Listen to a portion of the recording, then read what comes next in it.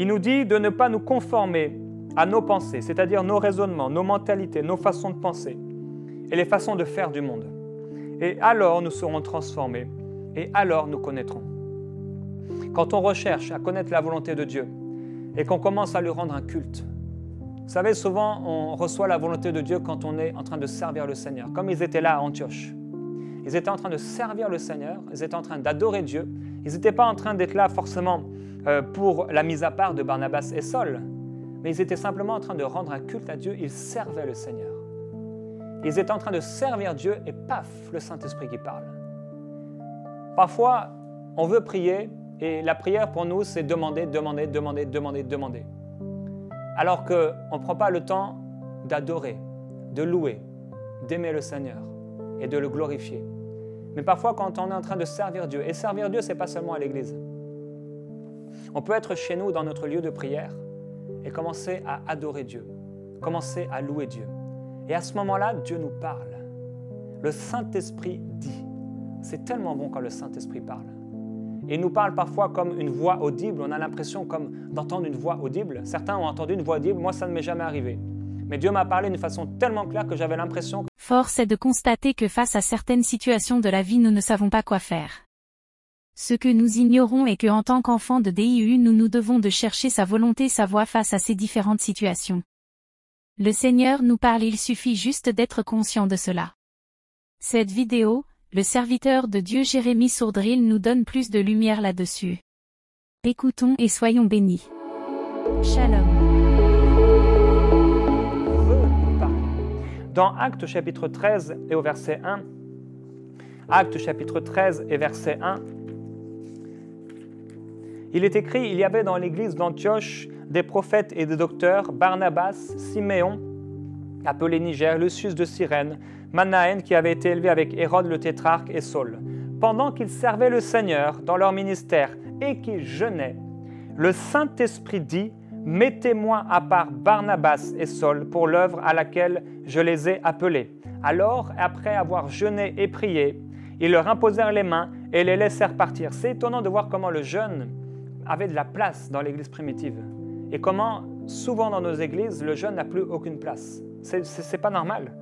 Ils jeûnaient, le Saint-Esprit parle et ils continuent à jeûner et ils envoient. Barnabas et Saul, envoyés par le Saint-Esprit, descendirent à Séleucie et de là ils s'embarquèrent pour l'île de Chypre. Arrivés à Salamine, ils annoncèrent la parole de Dieu dans les synagogues des Juifs, ils avaient Jean pour aide. Alors c'était dans l'église d'Antioche. Il y avait des prophètes, des docteurs, ils étaient là en train de jeûner, de passer un temps dans le jeûne et le Saint-Esprit a dit, le Saint-Esprit a parlé, « Mettez-moi à part Barnabas et Saul pour l'œuvre à laquelle je les ai appelés. » Oh, c'est tellement bon quand le Saint-Esprit parle. Alors je me souviens comme si c'était aujourd'hui, le jour où j'ai été à mon église. J'étais en retard ce jour-là, c'était il y a à peu près 13-14 ans. Et j'entrais dans l'église, j'étais en retard et le Saint-Esprit a parlé. Oh, le Saint-Esprit m'a dit, va dans le groupe qu'a commencé l'ancien pasteur chez lui, ce groupe de maison. Alors je me suis dit, mais Seigneur, je suis déjà en retard à l'église, je serai en retard chez lui. J'ai pris ma voiture. J'ai été jusque dans ce groupe de maison qu'avait commencé l'ancien pasteur qui avait été chassé malheureusement de cette église et tristement. Et il y avait juste une place dans cette salle qui était là et c'était juste à côté de Michael Lebeau qui est devenu un de mes plus proches amis. Je me suis assis à ses côtés et Enseigne-moi a commencé quelques mois plus tard. C'était une rencontre divine, c'était quelque chose de céleste quand le Saint-Esprit parle. Et quand on a à cœur d'accomplir la volonté de Dieu, le Saint-Esprit nous parle. Et parfois, des temps de jeûne et de prière, comme on l'a dit, ça nous sensibilise à notre nature spirituelle et ça nous permet d'écouter. D'écouter non plus avec nos oreilles mentales, nos oreilles intellectuelles. On a tellement l'habitude d'écouter tous les bruits qui courent, on écoute tout ce qui se passe, mais là, on écoute par l'Esprit de Dieu, à travers notre esprit. Alors, ils ont reçu la direction divine pendant qu'ils jeûnaient. Parfois, on jeûne, on ne sait pas ce que Dieu va faire, mais on ressent le besoin de jeûner. Nous savons qu'il y a quelque chose que Dieu veut nous dire. Je ne sais pas si ça vous est déjà arrivé. Vous sentez que Dieu a quelque chose à vous dire. C'est comme un malaise, entre guillemets. Vous ressentez dans l'esprit, Dieu a quelque chose à me dire. Il y a quelque chose pour moi. Et alors là, vous passez du temps à prier. Dans Job, au chapitre 33, verset 14, Il est écrit, Dieu parle cependant, tantôt d'une manière, tantôt d'une autre, et on ne le remarque pas. Alors certaines personnes cherchent la volonté de Dieu pour leur vie, et elles ne réalisent pas que Dieu a déjà parlé. Il parle par des rêves, par des visions nocturnes, quand un sommeil profond tombe sur les hommes, quand ils sont endormis sur leur lit. Et effectivement, Dieu peut nous diriger par le Saint-Esprit à travers des songes et des visions. Il leur communique alors son message au verset 16 et confirme les avertissements qu'il leur donne. Il veut ainsi détourner l'homme de sa manière de faire, il évite à l'homme fort de tomber dans l'orgueil, il préserve son âme de la tombe et sa vie de la menace du javelot. Ah oui, parfois Dieu nous a parlé, mais nous n'avons pas fait attention. Parfois aussi, cela ne nous plaisait pas. On a entendu, on a compris, oui, c'est ce que Dieu veut faire, mais on a fermé rapidement nos oreilles parce que ça nous dérange. Combien de fois on est dérangé par Dieu? Mais quand on a un cœur pour Dieu, alors il est plus facile d'entendre la voix de Dieu. Jésus a dit, mes brebis entendent ma voix et elles la reconnaissent. Et une des premières questions qu'on peut se poser quand on veut connaître la volonté de Dieu pour nous, mais qu'on ne la connaît pas, c'est est-ce que réellement on est prêt à tout pour lui? Est-ce que réellement on est prêt à faire ce qu'il nous demande de faire, quel que soit ce qu'il nous demandera de faire? Oh, c'est dur parfois de connaître la volonté de Dieu parce qu'on ne veut pas faire la volonté de Dieu. On prie, Seigneur, montre-moi ta volonté, mais vous savez, on prie et c'est comme si on avait un bac devant nous et on prie, Seigneur, montre-moi ta volonté dans ce bac de mes plaisirs, de mes convoitises, de ces choses-là. On prie, Seigneur, montre-moi ta volonté dans ce bac, montre-moi, elle est où ta volonté? On a peut-être 1001 perles là-dedans et on veut connaître la volonté de Dieu là-dedans, mais elle est dans aucune de ces perles. Dieu a quelque chose de plus pour nous. Il est écrit dans Job, il veut ainsi détourner l'homme de sa manière de faire. Donc des fois, on est en train de chercher la volonté de Dieu, mais on la cherche dans un endroit qui n'est pas le sien. Il faut être prêt à obéir. Dans Zacharie au chapitre 7 et au verset 4, le Seigneur des armées célestes m'adressa la parole en ces termes, parle à toute la population du pays et aux prêtres et demande-leur, quand pendant 70 ans vous avez jeûné et pris le deuil au 5e et au 7e mois, est-ce pour moi que vous avez observé ce jeûne? Et quand vous mangez et buvez, n'est-ce pas pour votre propre satisfaction que vous le faites? Dieu avait un problème avec ces gens qui jeûnaient, non pas parce qu'ils jeûnaient, mais parce que pendant leur jeûne et en dehors de leur jeûne, ces gens vivaient pour eux-mêmes. C'est bien de jeûner, mais si on jeûne simplement pour nous-mêmes, pour accomplir notre propre volonté, il y a un problème. On a dit on ne jeûne pas pour Dieu, on jeûne pour nous, pour avoir plus de Dieu. Et quand on dit on jeûne pour nous, c'est pour accomplir la volonté de Dieu dans notre vie. Il faut vouloir obéir au Seigneur. Si on a un cœur pour Dieu, et je sais que plusieurs d'entre vous, vous avez déjà reçu votre réponse. Vous nous avez envoyé votre mail, comment recevoir la volonté de Dieu pour ma vie. Et déjà, rien qu'avec ces passages de la parole de Dieu, vous avez déjà votre réponse. Gloire à Dieu. Dans Romains chapitre 12 au verset 1, ça c'est un passage tellement important par rapport à la volonté de Dieu pour notre vie. L'apôtre Paul dit, je vous encourage donc, frères, par les compassions de Dieu, à offrir vos corps comme un sacrifice saint, vivant, agréable à Dieu. Ce sera de votre part un culte raisonnable. Ne vous conformez pas au monde présent, mais soyez transformés par le renouvellement de l'intelligence, afin que vous discerniez quelle est la volonté de Dieu, ce qui est bon, agréable et parfait. Alors l'apôtre Paul nous dit quoi? Il nous dit de rendre un culte à Dieu. On doit rendre un culte à Dieu à travers nos membres, comme on a parlé hier. Il nous dit de ne pas nous conformer à nos pensées, c'est-à-dire nos raisonnements, nos mentalités, nos façons de penser et les façons de faire du monde. Et alors nous serons transformés et alors nous connaîtrons. Quand on recherche à connaître la volonté de Dieu et qu'on commence à lui rendre un culte, vous savez, souvent on reçoit la volonté de Dieu quand on est en train de servir le Seigneur, comme ils étaient là à Antioche. Ils étaient en train de servir le Seigneur, ils étaient en train d'adorer Dieu, ils n'étaient pas en train d'être là forcément pour la mise à part de Barnabas et Saul, mais ils étaient simplement en train de rendre un culte à Dieu, ils servaient le Seigneur. Ils étaient en train de servir Dieu et paf, le Saint-Esprit qui parle. Parfois, on veut prier et la prière pour nous, c'est demander. alors qu'on ne prend pas le temps d'adorer, de louer, d'aimer le Seigneur et de le glorifier. Mais parfois, quand on est en train de servir Dieu, et servir Dieu, ce n'est pas seulement à l'église. On peut être chez nous, dans notre lieu de prière, et commencer à adorer Dieu, commencer à louer Dieu. Et à ce moment-là, Dieu nous parle. Le Saint-Esprit dit. C'est tellement bon quand le Saint-Esprit parle. Et il nous parle parfois comme une voix audible. On a l'impression comme d'entendre une voix audible. Certains ont entendu une voix audible. Moi, ça ne m'est jamais arrivé. Mais Dieu m'a parlé d'une façon tellement claire que j'avais l'impression que c'est comme si quelqu'un avait parlé. Certaines fois, Dieu nous parle dans des songes, dans des visions où clairement il y a un message qui est très clair. Je ne parle pas de rêves où on rêve de choses humaines, de la multitude des activités, mais des rêves vraiment qui viennent de Dieu, des songes qui viennent de Dieu. Et Dieu nous parle par sa parole. En fait, Dieu nous parle par sa parole et par son esprit. Il utilise divers moyens, mais il parle par sa parole et par son esprit. Et là, le Seigneur nous dirige.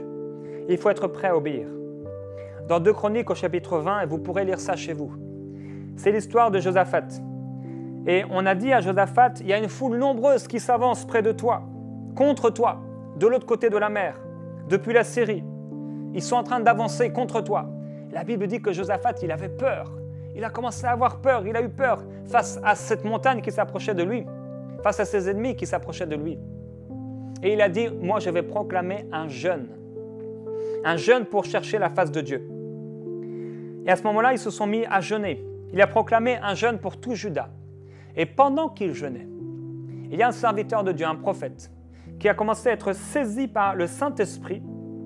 Et il a dit au verset 15, dans 2 Chroniques 20 au verset 15, « Soyez attentifs, vous tous, Judéens et habitants de Jérusalem, et toi, roi Josaphat, voici ce que vous dit l'Éternel, n'ayez pas peur et ne vous laissez pas effrayer devant cette foule nombreuse, car ce ne sera pas vous qui combattrez, ce sera Dieu. Demain, descendez contre eux, ils vont monter par la colline de Tzitz. Vous les rencontrerez à l'extrémité de la vallée, en face du désert de Jéruel. Vous n'aurez pas à mener ce combat. Prenez position, tenez-vous là et vous verrez la délivrance que l'Éternel vous accordera. Oh, c'est tellement bon!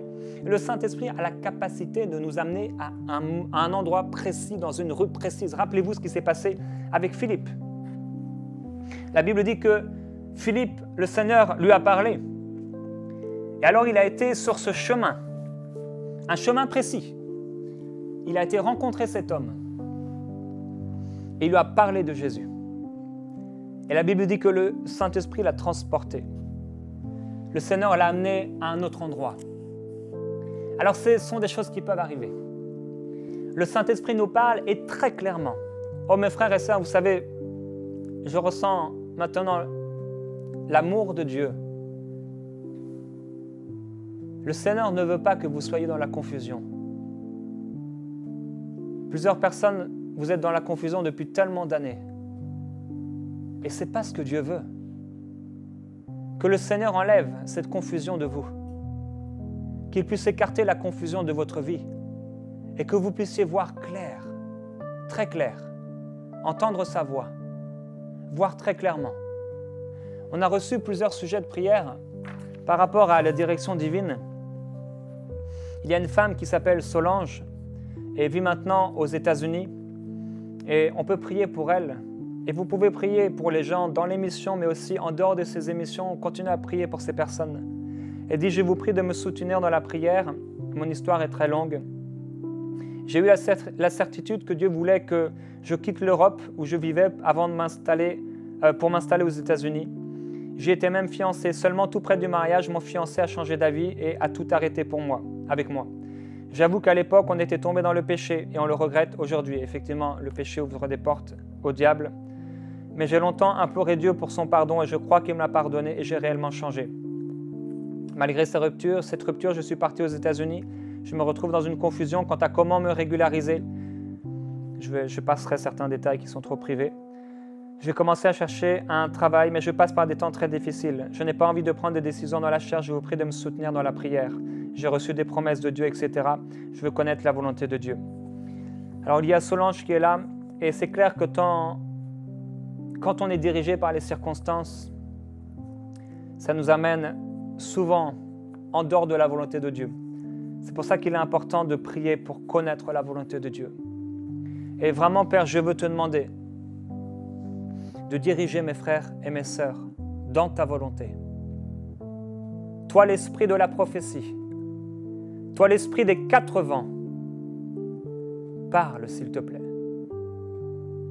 Parle à ces personnes qui cherchent ta volonté. Au nom de Jésus-Christ, ouvrez votre cœur maintenant. Ouvrez votre cœur pour recevoir la pensée de Dieu.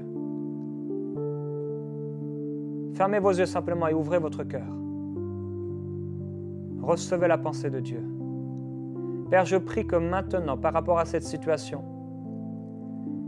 là où la personne veut aller, et ce n'est pas ta volonté, qu'elle ait vraiment un trouble intérieur, un feu rouge, une alarme, un trouble spirituel qui lui montre que ce n'est pas là où tu la veux, mais qu'au contraire, là où tu le désires, qu'elle puisse ressentir une paix, un appel particulier. Père, je te demande de parler à ton peuple. Tu es tellement merveilleux. Envoie ta parole encore aujourd'hui. Merci pour les songes, pour les visions. Merci pour ta parole qui illumine nos cœurs. Merci pour la direction. Alors que nous voulons accomplir ton œuvre, non pas nos œuvres, mais accomplir ton œuvre. Père, nous te glorifions et nous t'élevons. Nous magnifions ton nom. Toi, le roi des nations, le prince de paix, le roi de gloire, tu es le prince de paix, tu es le Dieu de gloire. Toi, Jésus-Christ, nous voulons te servir. Là où vous êtes chez vous, commencez à louer le Seigneur, à le glorifier, à l'adorer, à le magnifier. Alléluia, il est digne de gloire. Il est digne de gloire. Le roi de gloire, c'est lui, c'est Jésus-Christ. C'est toi qui nous précèdes sur le chemin. C'est toi qui éclaires nos pas et ta parole est une lampe à nos pieds. Ta parole, Seigneur Jésus-Christ, nous éclaire. Elle nous éclaire et elle illumine nos vies. Que la parole de Dieu éclaire ta vie, mon frère, ma sœur. Que la parole de Dieu éclaire ta vie. Que la parole de Dieu illumine ton sentier. Au nom de Jésus, Père, illumine les yeux de leur cœur afin qu'ils puissent voir. Illumine les yeux de son cœur afin qu'ils puissent voir. Illumine, Seigneur, que ses oreilles soient ouvertes pour entendre ta voix. Jésus-Christ, roi de gloire, viens nous diriger, Seigneur Jésus. Oui, viens nous diriger. Jésus, mon roi, tu es digne, tu es glorieux. Viens nous diriger. Tu illumines notre route.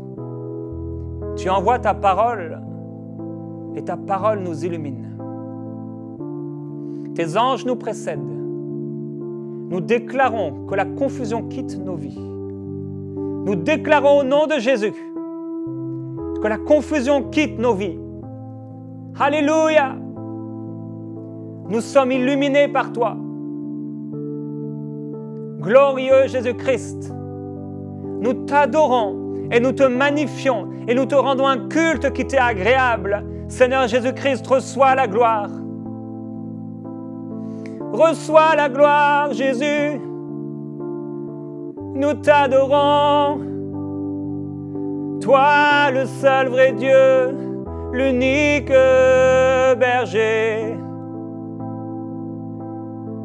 Nous t'appelons, Esprit de Dieu, dirige nos pas dans la vallée de gloire. Ô Jésus-Christ, ô roi, dirige nos pas dans la vallée.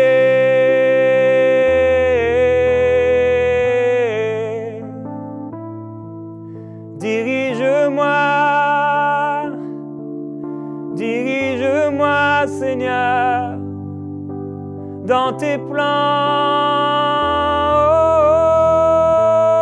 Oh, Jésus, mon roi,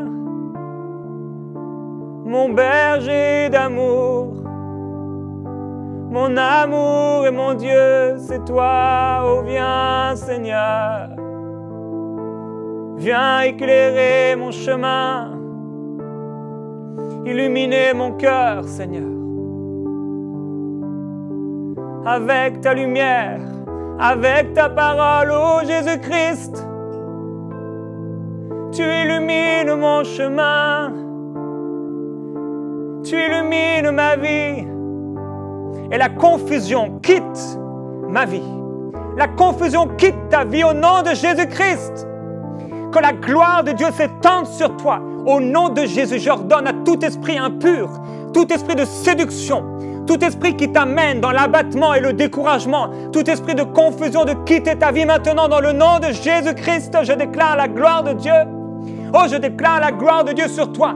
Décide-toi pour l'obéissance. Oh oui, Dieu te dit, mon frère, ma sœur, décide-toi pour l'obéissance et je te parlerai, je te conduirai, je dirigerai ta main, je dirigerai ta route, je dirigerai ton chemin. Laisse-toi simplement porter sur des ailes d'aigle. Sur mes ailes, dit le Seigneur. Oh, accomplis ma volonté, accomplis ma volonté, accomplis ma volonté et je te dirigerai de plus en plus. Je préciserai ce que j'ai mis dans ton cœur. Je te dirigerai vers la voie que tu dois suivre. Oh, mon frère, ma sœur. Décide-toi pour l'obéissance. Décide-toi pour l'obéissance, vraiment. Sois prêt à accomplir la volonté de Dieu. Sois prêt à l'accomplir.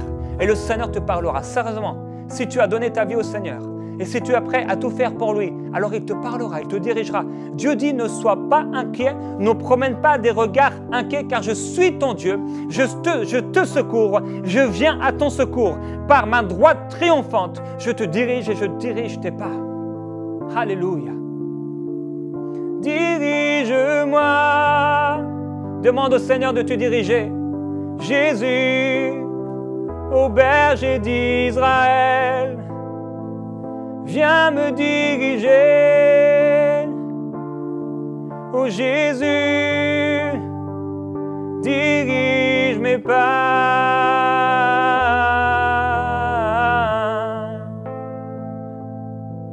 Alléluia. Ta voix est si douce. Ta voix est douce.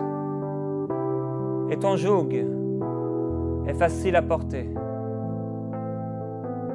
Tu as dit dans ta parole, prenez sur vous mon joug et recevez mes instructions, car je suis doux et humble de cœur, et vous trouverez du repos pour vos âmes.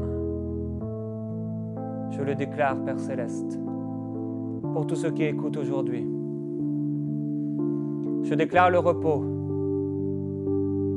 pour les âmes angoissées, le repos pour tous ceux qui sont angoissés, comme Solange, comme Nicole,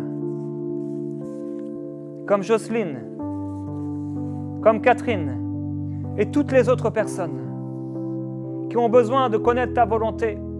Ta voix est si douce et ton joug si doux. Nous voulons recevoir tes instructions.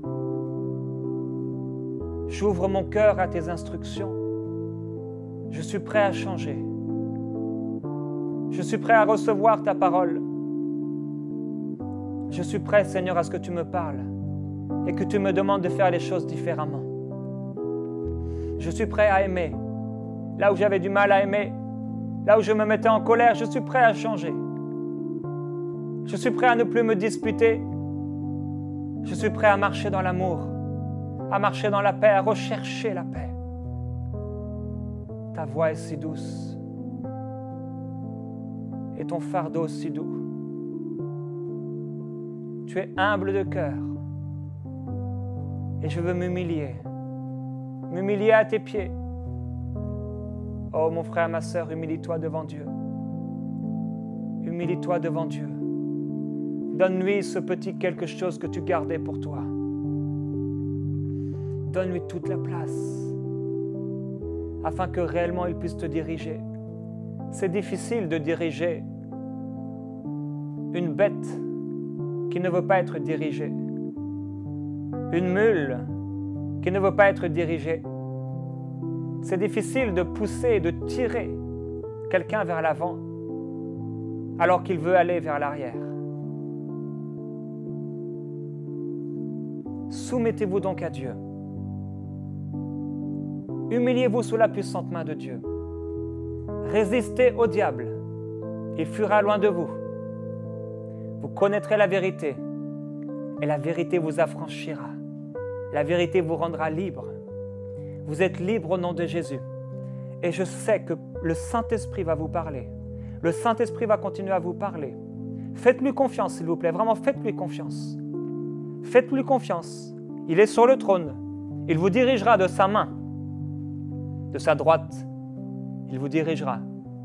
Il vous amènera dans ce repos.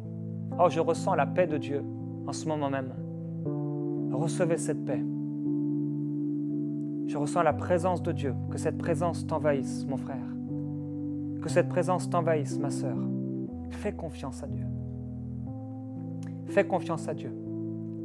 Dis-lui, Père, je te fais confiance. Je refuse de m'inquiéter.